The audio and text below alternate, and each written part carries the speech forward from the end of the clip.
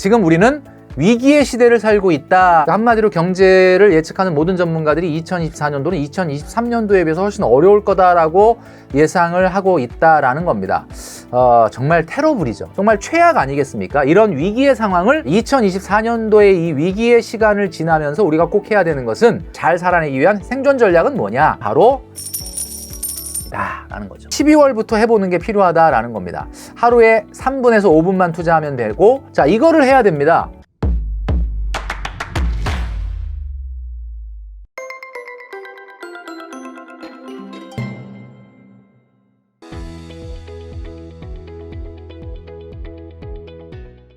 네, 혼쭐이 여러분 안녕하십니까? 돈으로 혼쭐 내는 남자 누구겠습니까? 바로 돈줄남 김경필입니다. 오늘 이 시간에는 이제 2023년도 11월이죠.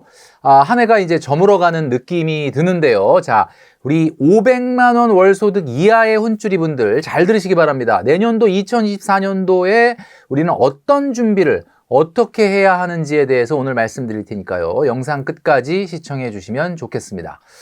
자, 계속해서 말씀드리고 있는데요. 보도가 나왔죠. 주진영, 백종원이 투자 권유? 예, 이런 말이 나왔어요. 유명인 사칭하는 광고 근절 안 되나? 라고 했는데 아마 밴드의 사기 계정을 얘기하는 것 같습니다. 뭐 오죽하면 이 돈줄남도 있거든요. 예, 제가 몇 번 말씀드렸는데 이게 뭐 당장 근절되기가 좀 어렵다라고 하는데 어쨌든 신고를 해주시고 탈퇴를 해주시면 좋겠다. 밴드나 인스타그램 그리고 텔레그램이나 페이스북으로 금융상품을 가입하거나 주식을 권유하지 않는다라고 말씀드렸죠. 사기 계정이니까 여러분 조심하시기를 바란다라는 겁니다. 자, 2024년도가 이제 준비를 해야 될 때가 다가왔습니다. 2024년도 한국경제 대전망이라든지 우리 부티풀 채널에도 출연을 자주 하시는 우리 김광석 교수님이 낸 책, 이 2024년도 경제 전망 뭐 이런 책들이 이제 나오고 있는데 여러분들도 아마 보시겠지만요. 공통된 키워드가 보입니다. 공통된 키워드가 뭐냐면 2024년도에 공통된 키워드는 바로 고금리, 고물가, 저성장이다라는 거죠. 물론 23년도에도 이야기가 없었던 건 아닌데 이게 본격적으로 아마 가장 심한 시기가 2024년이 될 것이다. 한마디로 경제를 예측하는 모든 전문가들이 2024년도는 2023년도에 비해서 훨씬 어려울 거다라고 예상을 하고 있다라는 겁니다. 정말 테러블이죠. 예, 제가 돈줄남이 자주 하는 말, 최악의 소비를 만났을 때 테러블, 최악이다 이런 말을 많이 하는데 내년도 경제 상황이 정말 테러블이다라는 말씀을 드릴 수밖에 없다라는 거죠. 자, 이게 원인이 뭔가라고 분석을 해보니까 자, 김광석 교수님이 스태그플레이션이라고 하는 것을 부티풀 채널에서 말씀하신 적이 있는데 사실 제가 2년 전에 이제 스태그플레이션이라는 얘기를 한번 했었거든요. 근데 그때는 좀 생뚱맞다 이런 이야기를 들었었는데 사실 경제 상황이 계속 저성장임에도 불구하고 물가가 여전히 높은 상황이다. 과연 이게 전쟁 끝나면 공급망이 좀 개선되면 좀 나아지는 걸까라고 생각하는 분도 있지만 사실 개인적으로 봤을 때는 이게 미중 패권 전쟁으로 인한 자유무역 기조의 변화, 경제 블록화 이런 것들이 원인이다 보니까 사실은 이게 쉽게 사그러들 것 같지가 않다라는 이야기거든요. 물론 2024년도도 마찬가지입니다. 자, 그러다 보니까 말이죠. 지금 우리는 위기의 시대를 살고 있다라고 말씀드릴 수밖에 없습니다. 자, 위기라고 하는 한자를 보면은 뭐 당연히 여러분 아시겠지만 영어로 crisis인데 이 기자는 우리가 기회라는 이야기를 할 때 기자와 똑같습니다. 그러니까 한마디로 말해서 위기가 주는 유익이 뭐가 있을까? 우리가 위기를 만날 때마다 항상 생각하는 거 있지 않습니까? 위기가 주는 유익은 무엇일까라는 걸 생각하는데요. 여러분 위기가 주는 유일한 어떻게 보면은 유익이 뭐냐면 바로 위기가 왔을 때 진실이 드러난다라는 겁니다. 자, 진실이 드러난다. 자, 그러니까 한마디로 말해서 이 어려운 상황에 정말 진짜가 무엇이고 가짜가 무엇인지 드러나게 된다라는 이야기입니다. 그래서 2024년도에 여러분들에게 돈줄남이 이야기하고 싶은 것은 2024년도에 이 위기의 시간을 지나면서 우리가 꼭 해야 되는 것은 이제 가계부 앱도 좋지만 우리가 실제로 경제 다이어리를 한번 적어볼 필요가 있지 않겠느냐라는 생각을 하는 거죠. 그래서 김경필의 짠테크 가계부가 출시가 됐습니다. 예를 들면 아시는 분들은 아시겠지만 이게 뭐 사실 책이 아니기 때문에 뭐 제가 출간을 했다 뭐 이런 표현을 쓰기는 좀 애매하긴 합니다. 책의 내용을 조금 일부 갖고 왔지만 여러분들이 내년도에는 좀 다이어리, 경제 다이어리를 직접 손으로 쓰면서 좀 하는 게 좋겠다라는 생각에서 만든 거니까요. 관심을 좀 가져주시면 좋겠다라는 생각이 들고요. 2024년도는 경제 다이어리를 한번 써보자라는 거죠. 자, 다이어리 그러면 여러분들 뭐 쓰시는 분들이 굉장히 많이 있을 텐데요. 중요한 거는 한 달 한 달 시작할 때마다 이번 달에 중요한 게 무엇인지에 대해서 그리고 이번 달에 어떤 주제를 가지고 한 달을 생활할 것이냐. 그리고 항상 이달에 챌린지라는 게 나옵니다. 여러분, 챌린지라는 게 뭡니까? 요거를 요번에 한번 이달에는 도전해보자. 뭐 이런 것들이 재밌게 게임처럼 할 수 있게 되어 있고요. 가계부라는 걸 여러분들이 안 적다가 한번 그래 2024년도는 위기라고 하니까 한번 내가 적어보자.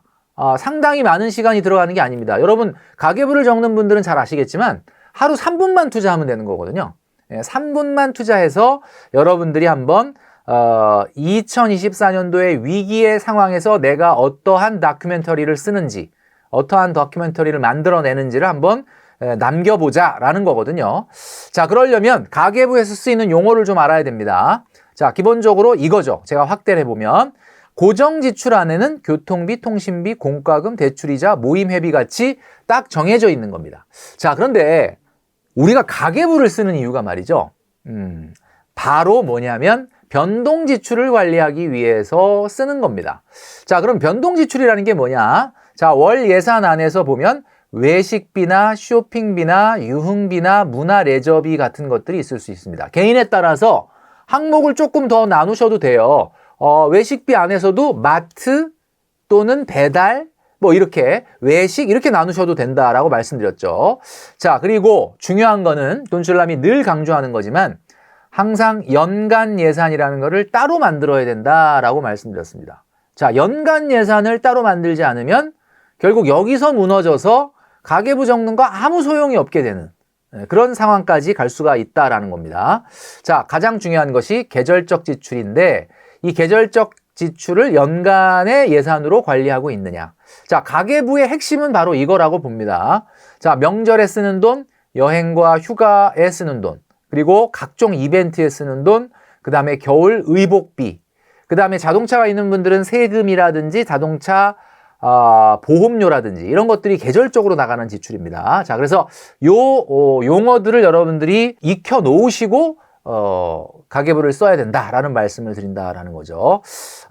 교통비가 나온 김에 여러분들에게 하나 말씀을 드리면요. 뚜벅이들에게는 굉장히 반가운 소식인데요. 서울 같은 경우에 내년도에 기후동행카드라는 게 나옵니다. 이 기후동행카드는 일단은 시범적으로 운영을 하는데 경기도나 다른 지자체에서도 운영할 계획이 있다라고 하는데요. 65,000원짜리 카드를 구매를 하면은 이제 대중교통 같은 경우는 무제한으로 이용이 가능하다. 자, 최근에 여러분 어떠십니까? 대중교통 요금 65,000원보다 더 나오지 않습니까?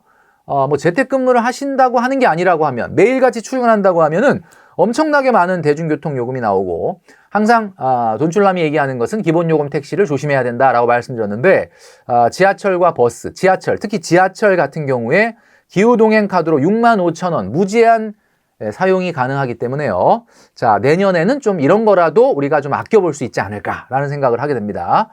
자, 정기 지출과 계절 지출을 구분할 수 있는 혼줄이가 돼야만 가계부를 적을 수 있는 혼줄이가 될 것이다 라고 말씀드릴 수 있습니다. 자, 그리고 제가 김경필의 짠테크 가계부를 지금 말씀드리니까 물론 뭐 자연스럽게 홍보가 되기는 되지만 반드시 이 가계부를 써야 되는 건 아닙니다. 뭐 가계부라는 거는 시중에 나와 있는 여러 가지 것들이 있고 여러분들이 편리하게 사용하실 수 있는 걸 하셔도 됩니다. 자, 그런데 이제 제가 만든 가계부에 대해서 이제 살짝 소개를 해드리고 있는 건데요. 매일 가계부를 쓴다는 것 자체가 여러분들이 뭔가 늘 스스로를 돌아볼 수 있는 계기가 된다라는 거죠. 자, 이 12월 건데 12월부터 쓰기 위해서 11월부터 준비를 해야 됩니다. 우리가 캘린더를 보더라도 항상 12월부터 시작을 하죠. 1월부터 시작을 하는 게 아니라 그러니까 가계부도 12월부터 한번 써보자. 그게 이제 내년에 우리가 해봐야 될 우리 혼줄이 여러분들이 꼭 한번 해봤으면 좋겠다. 돈줄남이 우리 혼줄이 여러분들에게 강력하게 추천하는 것이 내년에는 아날로그로 손글씨를 쓰면서 가계부를 써보자인데 이렇게 12월부터 해보는 게 필요하다라는 겁니다. 하루에 3분에서 5분만 투자하면 되고 이게 바로 경제 다이어리가 된다.